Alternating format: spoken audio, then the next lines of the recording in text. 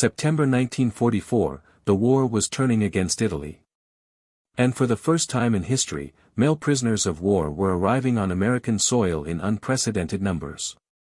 Camp Florence, Arizona, a sprawling facility built for enemy combatants, prepared for something extraordinary.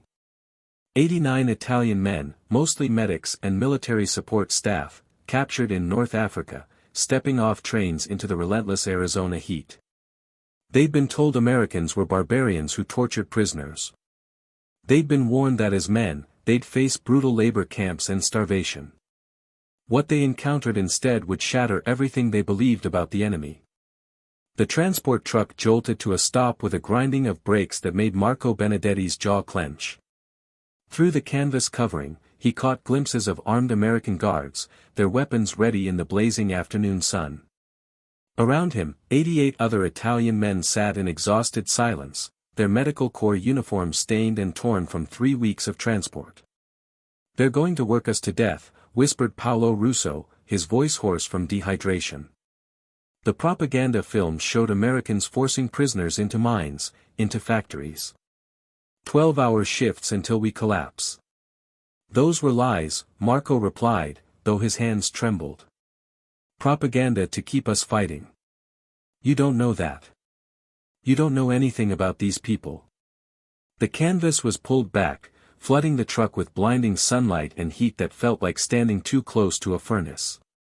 Marco squinted, making out the silhouettes of American soldiers. And something unexpected. A woman in officer's uniform stood among them, her posture commanding and professional. "Gentlemen, please exit in an orderly fashion," the woman called in accented but clear Italian. "Welcome to Camp Florence, Arizona. You are prisoners of war under the protection of the Geneva Convention. You will not be harmed." Nobody moved. The fear was too thick, too paralyzing. "I said, exit." The woman's voice hardened slightly. "That's an order."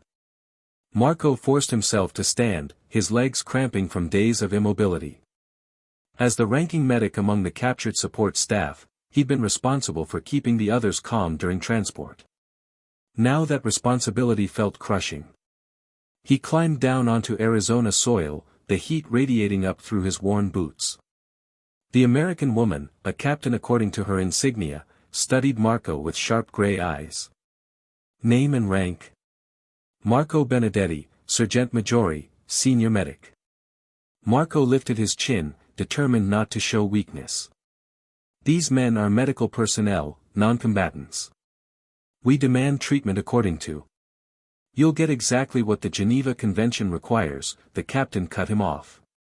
"I'm Captain Rebecca Martinez, Camp Liaison Officer. You and your group will be processed, deloused, given clean uniforms and assigned quarters." And then? Paolo had appeared beside Marco, his face pale with fear. "And then you wait out the war like everyone else here." Captain Martinez gestured toward the camp. "We have 1,400 Italian POWs at Florence. You're the latest group, which makes integration easier. You'll be treated fairly." "Fairly?" Paolo laughed, the sound edged with hysteria. "Is that what you call it before the forced labor starts?" Captain Martinez's expression shifted from professional to something almost sad. "Whatever they told you about Americans, whatever propaganda you swallowed, put it aside. You're safe here. Whether you believe that or not is up to you." As the men were processed through the camp gates, Marco studied everything with the medic's trained observation. The guards were armed but not aggressive. The facilities, though clearly military, looked clean and organized. And most striking, the other Italian prisoners they passed were sunburned and sweaty from work details, but they were whole, uninjured. Some even called out greetings to the arriving men. "This doesn't make sense," Marco murmured to Paolo. "Where are the torture chambers? The starvation barracks?" "Hidden," Paolo insisted. "It's all hidden." But Paolo sounded less certain now. They were led to a separate barrack at the camp's edge, temporary quarters for processing. Inside, rows of simple bunks lined the walls, each with a thin mattress and folded blanket. After 3 weeks in transport trucks and holding cells, it looked like luxury. Captain Martinez addressed the group. You'll be assigned work details tomorrow. Light duties, construction assistance, agricultural work, administrative tasks. Nothing that violates your non-combatant status. Questions? Marco raised his hand. What about mail? Can we write to our families? 1 letter per week, subject to censorship. You can't reveal your location or anything military, but yes, you can write home. The simple humanity of it, permission to contact family, hit Marco unexpectedly hard. He'd been certain he'd never communicate with his father again. Never let him know he was alive. One more thing, Captain Martinez said as she prepared to leave. Tomorrow morning, 0700 hours, you'll have breakfast in the mess hall. Be ready. After she left, the men collapsed onto their bunks in exhausted silence. Paolo found Marco in the gathering darkness. Something's wrong here, Paolo whispered. This is too easy, too human. Maybe that's the point. Maybe we were lied to. Or maybe this is the trap. They make us comfortable. Make us trust them. Paolo's voice broke. My brother was in Sicily during the invasion. If the Americans are capable of that destruction, what makes you think they'll treat us any better? Marco had no answer. He lay on his bunk, staring at the ceiling, wondering what tomorrow's breakfast would bring. In his pocket, he felt the small hidden medal, the one he couldn't let anyone discover, the one that proved he wasn't just a simple medic, the one that could get him executed as a fascist loyalist. Before we discover what happens at that breakfast, tell us where you're watching from. Whether you're in America, Italy, or anywhere else in the world, we love knowing where our community gathers to explore these hidden histories together. Morning came too quickly, announced by Captain Martinez's sharp knock on the barack door. Marco woke disoriented, momentarily forgetting where he was until the reality crashed back. Arizona. Prisoner. Enemy soil. Up and dressed, gentlemen. Breakfast in 30 minutes. The men moved slowly, helping each other into the plain khaki work uniforms they'd been issued the night before. The clothing was simple but clean, another small shock after weeks in filthy uniforms. I can't do this, Paolo said suddenly, his hands shaking as he tried to button his shirt. What if the food is poisoned? What if they're gathering us together to? Stop. Marco took Paolo's hands firmly. Look at me. We're medical professionals. We've faced worse than breakfast. Have we? Have we really? Paolo's eyes were wild with fear. Everything we knew is gone, Marco. Our army is surrendering. Our country is being occupied. And we're here, eating at the enemy's table. He had a point. The cognitive dissonance was overwhelming. But Marco had learned during his years as a military medic that showing fear was contagious. We survive, Marco said quietly. That's all we can do.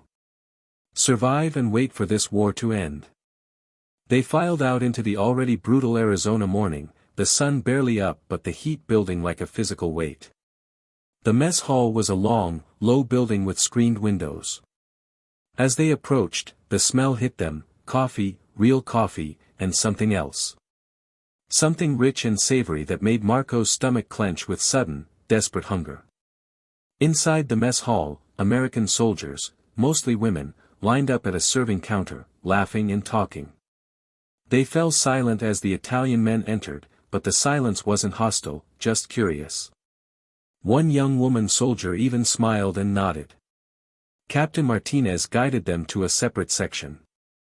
You'll eat here, away from the main population. Camp regulations. But the food's the same as everyone else gets. The same? An older man named Senior Caruso spoke up, his voice skeptical. You expect us to believe. I don't expect you to believe anything. Martinez's patience was clearly wearing thin. I expect you to get in line, receive your meal, and eat it. Or don't. Your choice. The serving line moved them forward inexorably.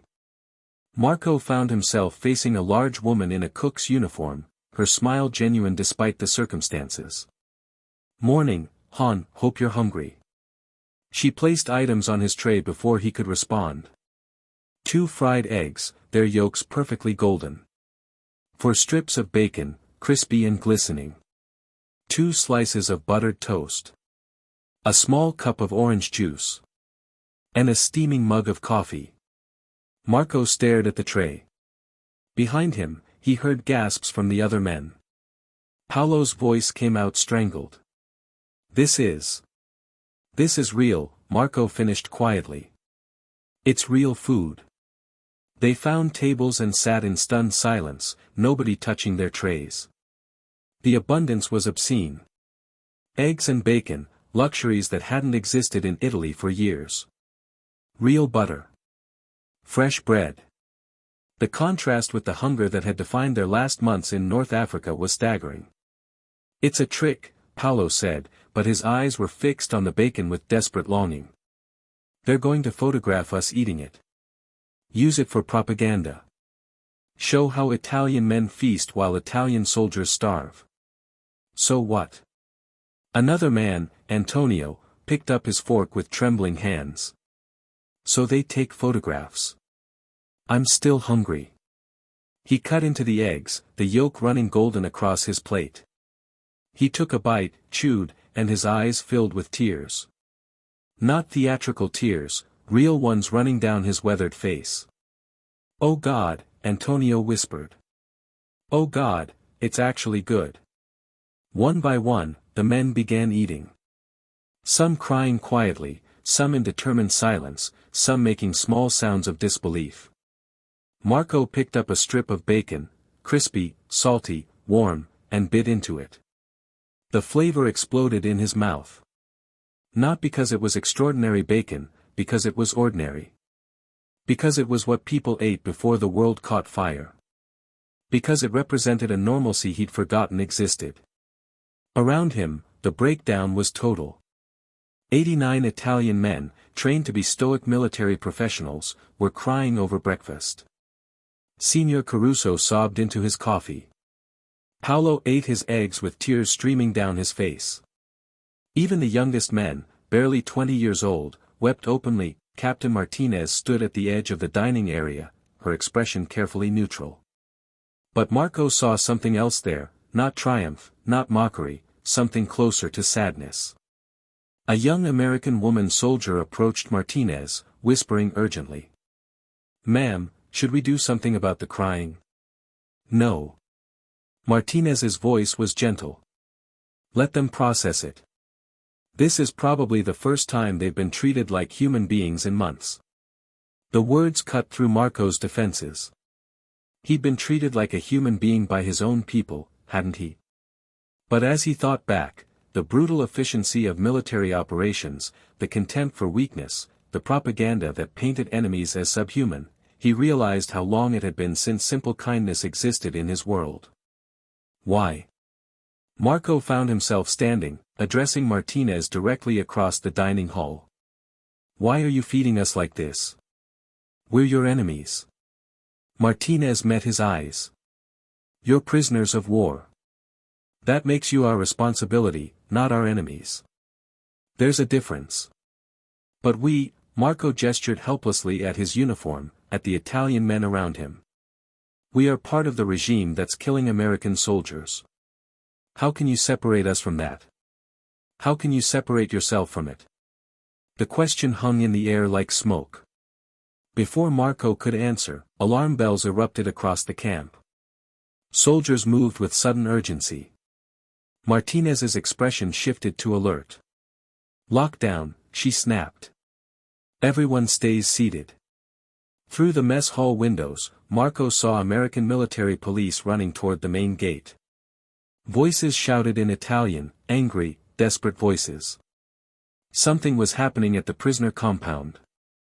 And in the confusion, Marco felt the hidden metal in his pocket burning like evidence. Because if the Americans discovered who he really was, not just a medic, but a former black-shirt officer who transferred to medical services to avoid frontline duty, this fragile moment of humanity would shatter instantly. Indeed, the lockdown lasted 2 hours. The Italian men sat in tense silence while American soldiers secured the camp, their weapons ready but not pointed at the prisoners. Through the windows, Marco watched military police drag 4 Italian POWs from the main compound toward solitary confinement. One was shouting in Italian about betrayal and cowardice. "What's happening?" Paolo whispered, gripping Marco's arm. "I don't know, but it's not good." Captain Martinez spoke quietly with camp security, her expression grave. Finally, she turned back to the men. "We had an incident in the main compound. Some of your countrymen are having difficulty adjusting to American treatment. 4 prisoners attempted to assault a fellow POW for being too friendly with guards." "Assault?" Signor Caruso's voice was sharp. "For what?" "Talking. For accepting that the war is lost. For suggesting cooperation with captors. For," Martinez paused, choosing words carefully. "For not maintaining proper fascist discipline." The implication settled over the room like cold water. Even here, thousands of miles from Italy, the regime's grip remained. Fascist true believers were enforcing loyalty among prisoners, punishing anyone who questioned the propaganda. "That's why we monitor you carefully," Martinez continued. "The main compound has factions, hardcore fascist loyalists who still think Mussolini will win the war, versus regular soldiers who just want to survive. It gets ugly sometimes." Marco understood immediately. The metal in his pocket wasn't just dangerous because of what it revealed to Americans. It was dangerous because of what other Italian prisoners would do if they discovered his real identity. He'd been a blackshirt before his medical transfer. Some would see that as loyalty. Others would see it as treason for not fighting to the end. "Are we safe?" Antonio asked quietly. "Or are there believers among us too?" Martinez's silence answered the question. Of course there were believers. 89 men didn't all think identically. Some were here because they'd been captured. Others were here because they'd surrendered. That distinction mattered. "I need to speak with you."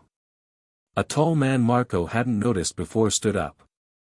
He was perhaps 45, his bearing military despite the plain prison uniform. "I am Capitano Vittorio Romano, senior officer of this group. I should be the liaison, not," he glanced at Marco with undisguised contempt. "Not someone barely 30 years old." "I was captured in Tunisia," Marco replied evenly. "I was senior medic at Field Hospital 42. That gives me seniority. It gives you cowardice. You surrendered to Americans instead of evacuating with the wounded." The accusation stung because it held truth. Marco had surrendered when retreat became impossible, choosing capture over death. Some would call that pragmatic. Others would call it treason. "I kept my men alive," Marco said quietly. 67 men under my command, all captured safely instead of killed in the retreat. That was my duty. Your duty was to Italy. To the Duce. To. Enough.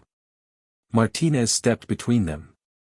"I don't care about your internal politics. In this camp, I'm in charge. You follow American rules or you face American consequences. Clear?" Romano's jaw tightened, but he sat down. The tension in the room was suffocating. As the men were finally released back to their barracks, Paolo pulled Marco aside. "You need to be careful. Romano has followers. I heard them talking last night about maintaining proper discipline among weak elements. I'm not weak." "No, but you're not a believer either. That makes you dangerous to them." Paolo glanced around nervously. "Marco, why did you really surrender in Tunisia?" "The truth. Because I wanted to live. Because the war was already lost.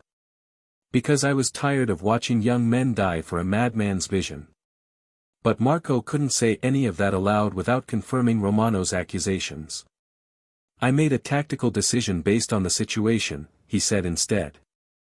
That's not an answer. It's the only answer I have. Back in the barracks, the morning's emotional breakfast seemed like a distant memory. The men separated into natural groups, those who'd cried over the bacon gathering on one side, those who'd remained stoic on the other. Romano held court with his faction, speaking in low, urgent Italian about maintaining dignity and refusing American corruption. Marco sat on his bunk, exhausted. The medal felt like a weight in his pocket. He should destroy it, bury it, throw it in the latrine. But it was the only proof of his father's pride when Marco had joined the Black Shirts, the only connection to a life before the war consumed everything. You're thinking too loud. Paolo sat beside him. Whatever you're hiding, Romano will find it. He's already watching you. I'm not hiding anything. Liar. But Paolo said it gently. We're all hiding something. The question is whether it's worth dying for. Through the barracks window, Marco saw Captain Martinez talking with camp security, their expressions troubled. The incident this morning was just the beginning. 89 Italian men trapped together, some still loyal to a failing regime, others desperately wanting to believe in the humanity of bacon and eggs. Something was going to break soon. And when it did, Marco would have to choose which side he was really on. Work assignments came the next morning. Captain Martinez read names from a clipboard, assigning duties across the camp: construction, kitchen assistance, agricultural work. When she reached Marco's name, she paused.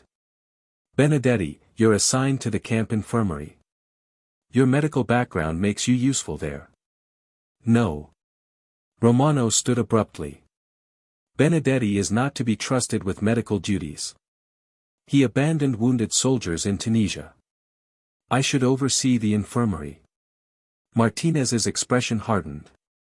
I don't recall asking for your opinion, Capitano. Benedetti has the most recent field experience. He gets the assignment. Then I protest under the Geneva Convention. Prisoners have the right to follow orders.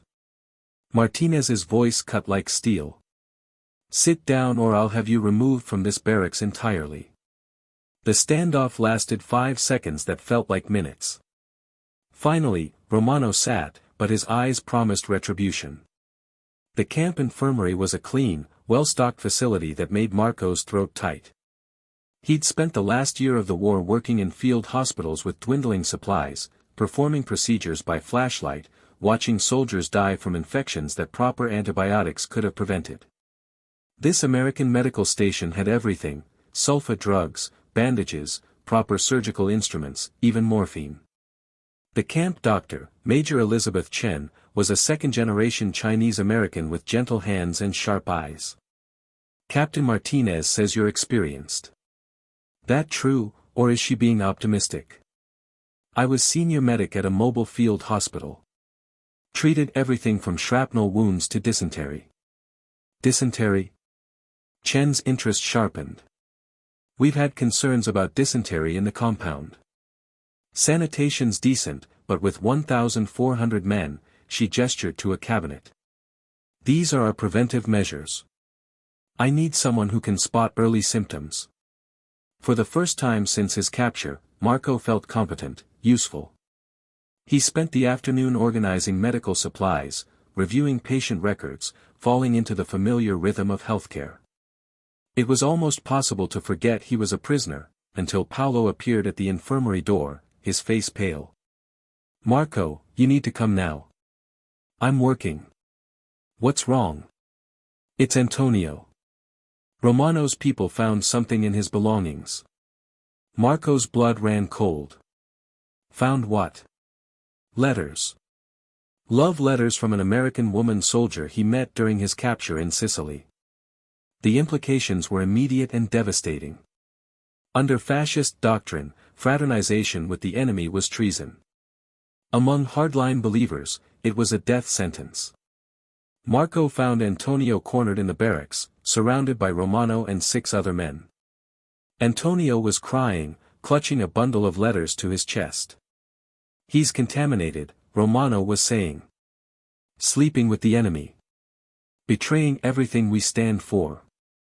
I didn't sleep with anyone, Antonio's voice cracked. She was kind to me. She gave me food when I was starving. We wrote letters. That's all. That's enough.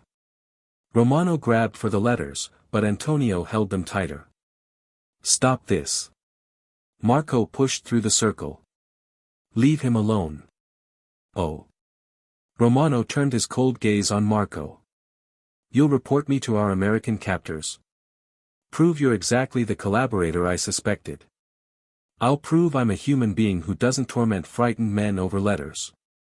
Those letters are evidence of treason. Under proper military law, Antonio would face court-martial. We can't enforce that here, but we can enforce discipline. He needs to be isolated, shunned, made an example. Around them, other men were gathering. Some looked sympathetic to Antonio. Others stood with Romano, their faces hard with judgment. Who made you judge? Paolo stepped forward, surprising everyone. Who gave you authority over us? The Duce gave me authority. The regime gave me authority. I'm still an Italian officer, and these men are still under Italian military law, prisoners or not. The regime is losing the war. Paolo's voice rose. Don't you understand that? It's over. Italy's being destroyed while you play at being commandant of a barracks. Romano slapped Paolo across the face, the sound sharp and shocking. For a moment, nobody moved. Then Marco stepped between them. Enough. Captain Martinez appeared at the barracks entrance, clearly having monitored the situation. What's going on? Nothing, Romano said smoothly. Internal Italian affairs. Capitano is threatening another prisoner over personal correspondence, Marco said clearly. He struck Paolo. Martinez's expression went glacial. Romano, you're confined to quarters. Any further disciplinary actions against other prisoners, and you'll be moved to solitary confinement. Clear. You have no authority over Italian military discipline. I have complete authority. You're in an American camp under American jurisdiction. Your military rank means nothing here. Martinez gestured to two guards, both women. Escort Capitano to the isolation barracks. He can think about jurisdiction there. As Romano was led away, he locked eyes with Marco. This isn't over. You've chosen your side, Benedetti. You'll regret it. After he was gone, Antonio collapsed into tears. Paolo held him, blood trickling from his split lip. The other men dispersed, muttering amongst themselves, half relieved, half resentful. Martinez pulled Marco aside. You just made an enemy. I know. Romano has followers. True believers. They're going to make your life difficult. I know that too. Martinez studied him carefully. Why did you really intervene? Most prisoners try to stay neutral in internal politics. Because I'm tired of ideology destroying basic human decency. Because I've watched the regime's cruelty long enough. Because that could have been me holding letters from someone who showed kindness in a world of brutality. But Marco couldn't say any of that aloud without revealing how thoroughly he'd abandoned faith in the regime he'd once served. Because it was wrong, he said simply. Martinez nodded slowly. Get back to the infirmary. And Benedetti? Watch your back. Camp confinement doesn't mean Romano's influence is gone. That night, Marco lay in his bunk, exhausted and weary. Paolo slept in the next bed, his breathing soft and even. Around them, the barracks were quiet. Too quiet. Marco felt for the medal in his pocket and found nothing. His heart stopped. He searched frantically, quietly, checking his other pockets, under his pillow, around his bunk. Gone. The medal with its fascist insignia, the one piece of evidence that proved Marco Benedetti wasn't just a medic but a former black-shirt officer, had disappeared. And there was only one person who would have reason to search his belongings while he was at the infirmary. Romano had the medal, which meant Marco's secret was no longer secret. And in a camp full of both believers and resistors, that secret could get him killed long before the war ended. Morning came with no sign of the medal and no confrontation from Romano's faction. The silence was worse than threats. Marco worked his infirmary shift in a state of heightened awareness, expecting someone to burst in with accusations at any moment. Major Chen noticed his distraction. "You okay, Benedetti? You've been staring at that supply cabinet for 5 minutes." "Sorry. Just tired. You and everyone else. War exhaustion is real, even for prisoners." She handed him a clipboard. "I need you to do health checks on the new arrivals. Another transport came in last night. 22 men from the Greek campaign. 22 more." The camp was filling with captured Italian men as the Allies pushed deeper into Europe. Each transport brought its own mix of believers and survivors, hardliners and realists. Marco found the new arrivals in a quarantine barrack, still wearing their transport clothes, looking shell-shocked. He'd been there 3 weeks ago. He remembered that disorientation. "I'm Sergeant Maggiore Benedetti," he said in Italian. "I'm here to check for injuries or illnesses before you're integrated into the main camp." One man stepped forward, thin, perhaps 28, with intelligent eyes. "You're Italian? A prisoner?" "Yes. Senior medic. I was captured in Tunisia." "Tunisia?" The man's expression shifted to something complicated. "So you saw it, the collapse. How bad is it really?" The question hung loaded with meaning.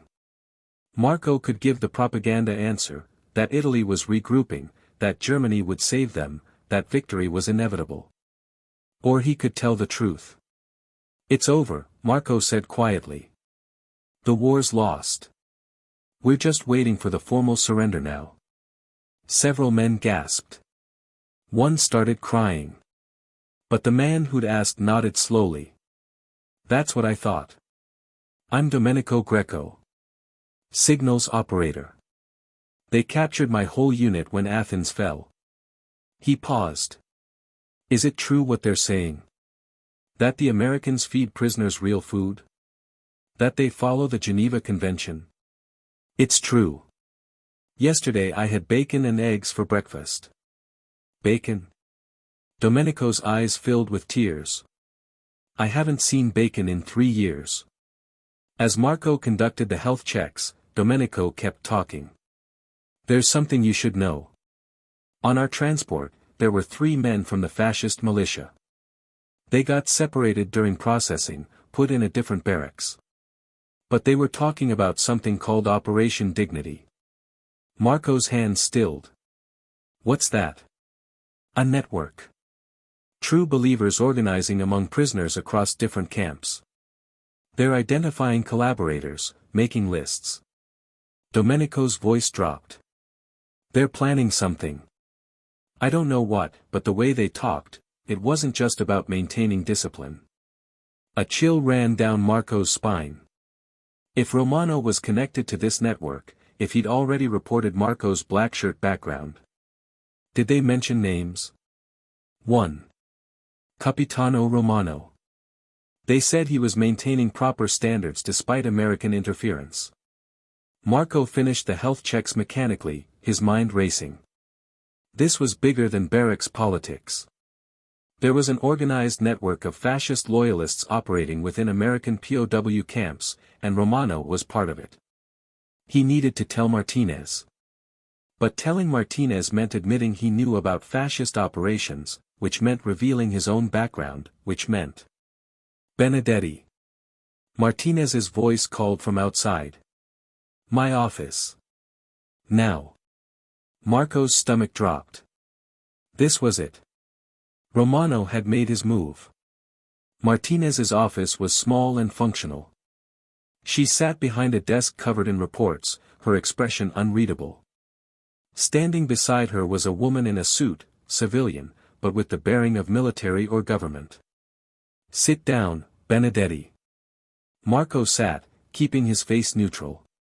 "This is Agent Sarah Coleman from Army Intelligence," Martinez said. "She has questions about your service record." Coleman opened a folder. Inside was the medal, the black shirt insignia gleaming against black fabric. "So," Coleman said conversationally, "want to explain why a simple medic has a fascist militia medal hidden in his belongings?" The room seemed to contract. This was the moment. Marco could deny it, claim the medal was planted, play innocent. Or he could tell the truth and hope American intelligence was more forgiving than fascist true believers.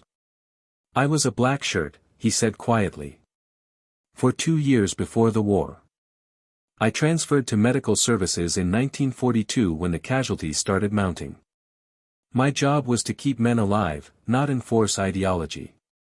Martinez's expression shifted to betrayal.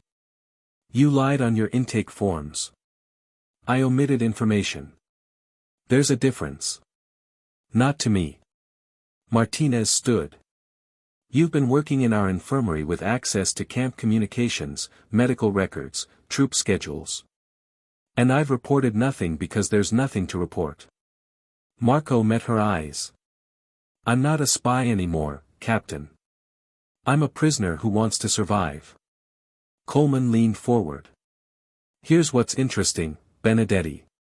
Your name appeared in captured fascist documents. But you weren't just a black shirt. You were involved in enforcement actions.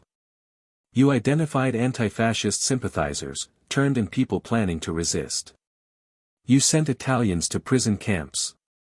The accusation hit like a physical blow because it was true.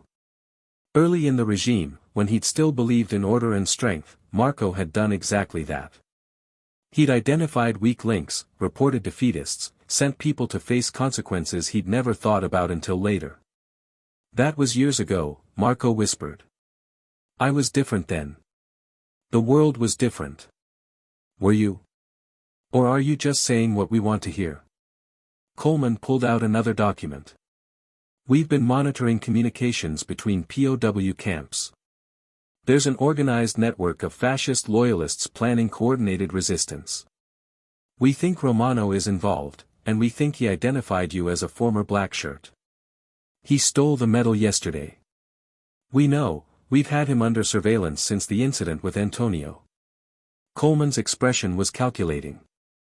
"Here's the situation, Benedetti. You're facing charges as a fascist operative. Under wartime law, that could mean long-term imprisonment or worse. Or." Marco's throat tightened. Or you help us. You infiltrate Romano's network, gather evidence of their plans, and testify against the leadership. In exchange, we reclassify you as a standard non-combatant prisoner and guarantee your safety. You want me to spy on my own people. I want you to help prevent whatever Operation Dignity is planning. Because if it involves violence against American personnel or other prisoners, a lot of people are going to die, including men in your barracks." Marco looked at Martinez, searching for, what? Sympathy? Understanding? But Martinez's expression remained cold. "I need time to think," Marco said. "You have until tomorrow morning," Coleman replied. "After that, we process you as a fascist operative." "And Benedetti?" "Those charges carry serious consequences." As Marco was escorted back to his barracks, his mind reeled. Spy on Romano's network and become a traitor to Italy. Refuse and face imprisonment or execution as a fascist agent. There were no good choices, only survival. But that night, as he lay in his bunk pretending to sleep, he heard Romano's voice from across the barracks, low and urgent, speaking to his followers. "The American Benedetti thinks he's won. He thinks collaboration will save him. But we have plans. Operation Dignity will show these Americans what happens when they try to corrupt Italian soldiers. The date is set. 4 days. And when it's over, every collaborator in this camp will understand the price of treason. 4 days. Whatever Romano was planning, it was happening in 4 days. And Marco realized he was going to have to make his choice much sooner than tomorrow morning. Marco didn't wait until morning. At 2 a.m., he slipped out of the barracks and found the guard station where Captain Martinez was reviewing reports. "I'll do it," Marco said without preamble. "I'll help you stop Operation Dignity." Martinez looked up, unsurprised. "What changed your mind?" "Romano's planning something violent in 4 days. I heard him talking. Whatever this operation is, people are going to die." Marco's voice was steady. "I've turned in enough people. I won't have more blood on my hands by staying silent." Within an hour, Marco was briefed by Agent Coleman. Operation Dignity wasn't just about camp discipline. It was a coordinated uprising planned across multiple POW camps. Romano's network intended to seize weapons, take hostages, and create an international incident that would embarrass the Americans and prove Italian prisoners couldn't be corrupted. "We need names," Coleman said. "Everyone involved. Meeting times, weapons caches if they have them. And if I get caught, then you die. Romano's people don't forgive traitors." The next morning, Marco approached Romano's faction carefully. One of his followers, a young man named Luca, was working construction duty. Marco joined him at the building site.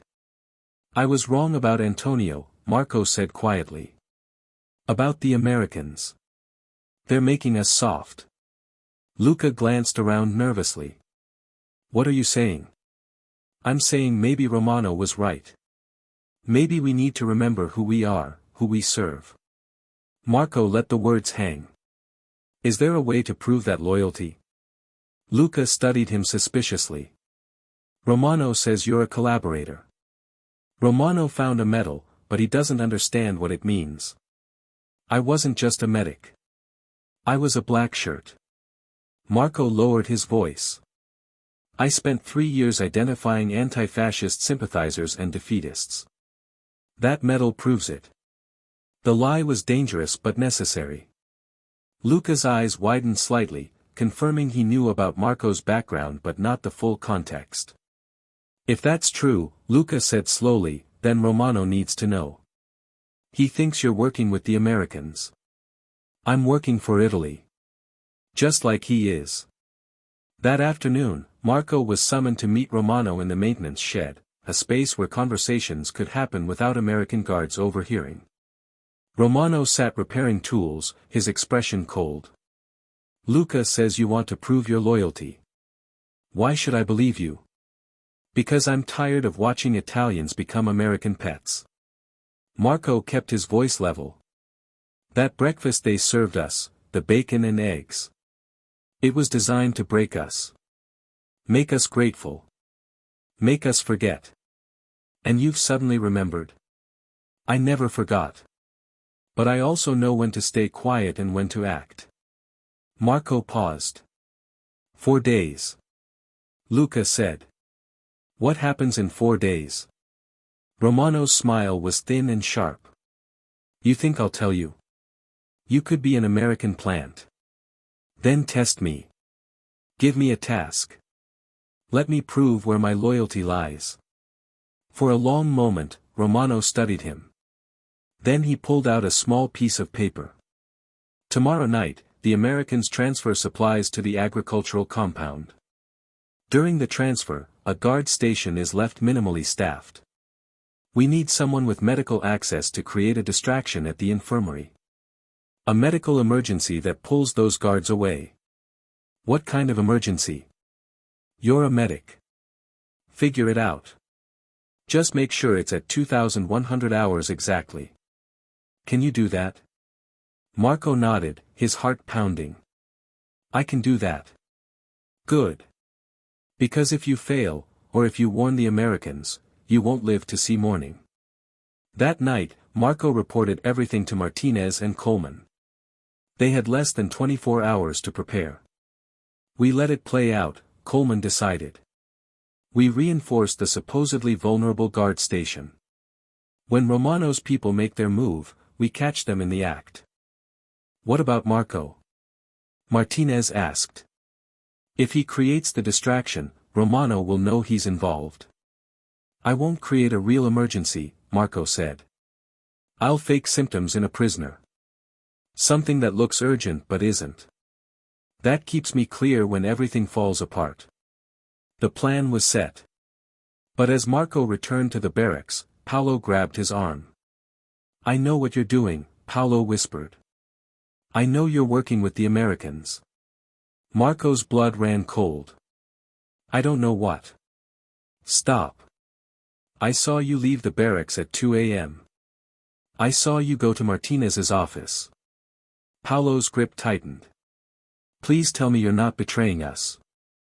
I'm stopping people from dying. That's not betrayal.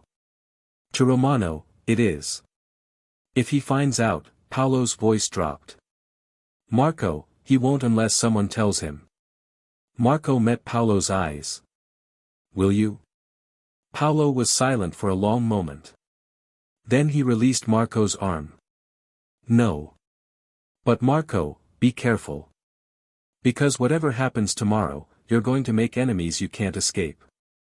2,100 hours came faster than Marco wanted. He stood in the infirmary with Major Chen, who knew nothing about the operation, and prepared to fake a medical emergency using Domenico, the new arrival who'd agreed to help after Marco explained the stakes. Now, Marco whispered. Domenico began screaming, clutching his chest, collapsing dramatically.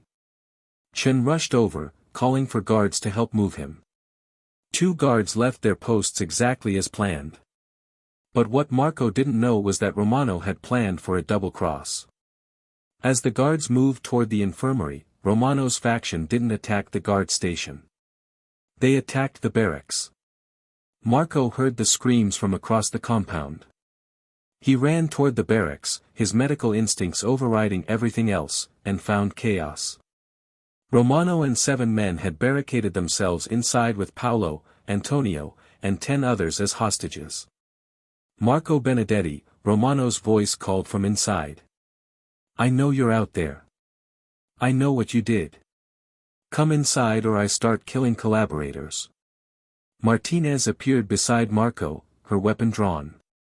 Don't go in there. He has hostages. We have snipers positioning now. Coleman is negotiating. Going in just gives him another hostage. But through the barracks window, Marco saw Paolo's terrified face. Saw Antonio crying. Saw men who just wanted to survive being used as pawns in Romano's fanaticism. I'm going in, Marco said quietly. That's suicide. That's atonement. Marco walked to the barracks door. Romano, I'm coming in unarmed. Let me trade myself for the others. No trade. You come in and we'll see how loyal you really are. Marco entered slowly, hands raised.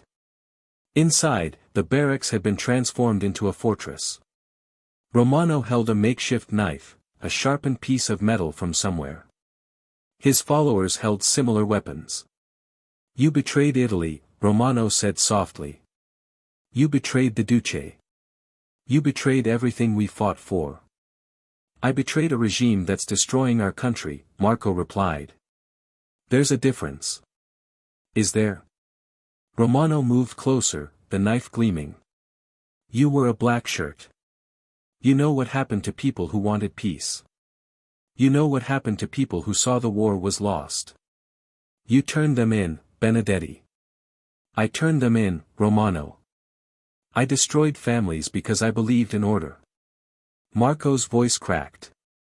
But that order was a lie. And I won't destroy more lives for a dead ideology. Outside, Martinez's voice called through a megaphone.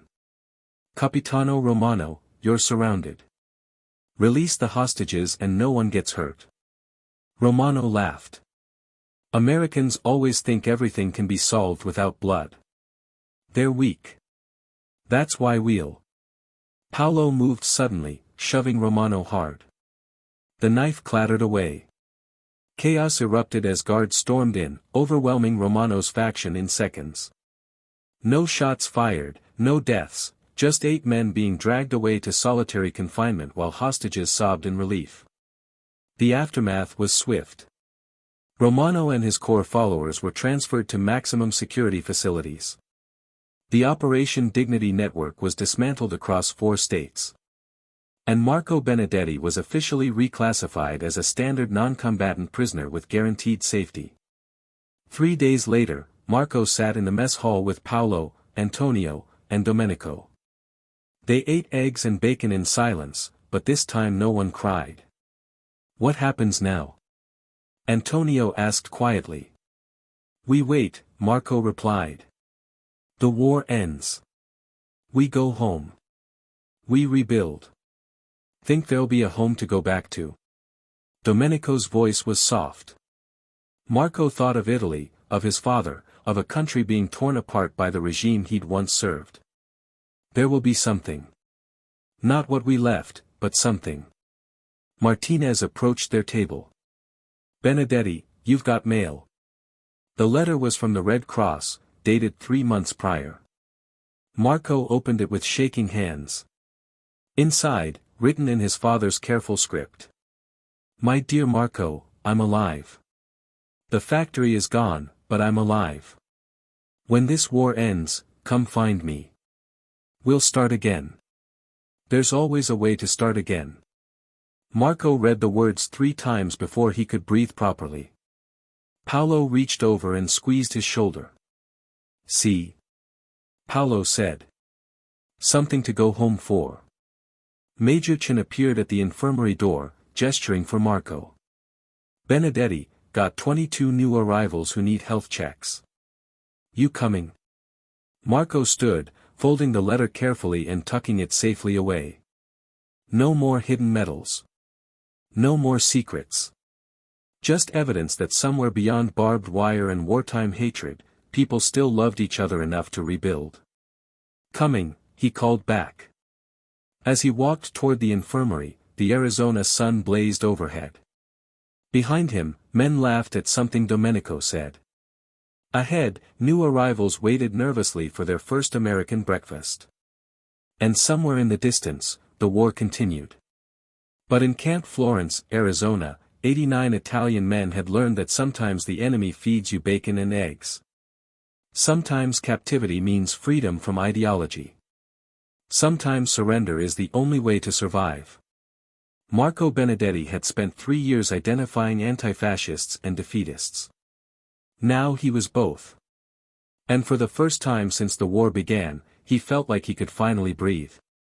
If this story of unexpected humanity during wartime moved you, share it with others who need reminding that even in our darkest hours, kindness can shatter the walls we build between us. History teaches us that enemies can become something more when we dare to see each other as human beings first.